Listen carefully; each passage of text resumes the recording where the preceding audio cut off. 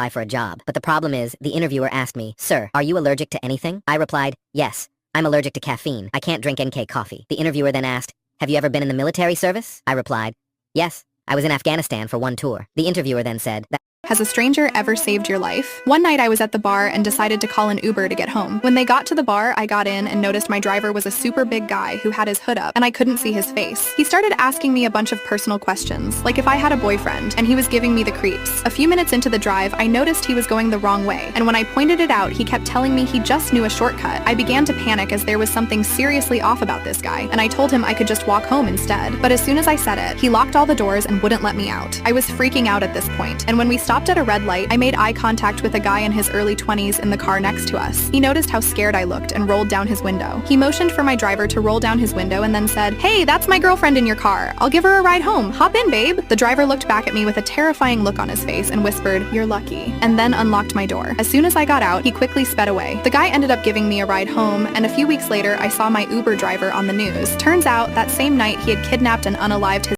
Has a stranger ever saved your life? One night I was at the Top division, La Liga. Action from the Premier League. Clinical in front of goal.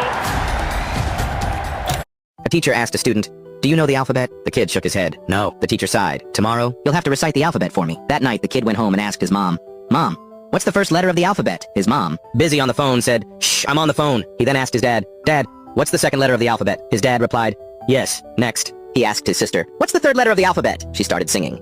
"Michael Jackson! Michael Jackson!" Finally, he asked his little brother, "What's the fourth letter of the alphabet?" His little brother sang, "Driving in my broom broom car, driving in my broom broom car." The next day, the kid faced the teacher. She asked, "What's the first letter of the alphabet?" The kid confidently replied, "Shh, I'm on the phone." The teacher frowned. "Do you want to go to the principal's office?" "Yes," the kid said. Frustrated, the teacher asked, "Who do you think you are?" The kid grinned. "Michael Jackson." The teacher slammed her book. "How do you think you're going to get away with this?"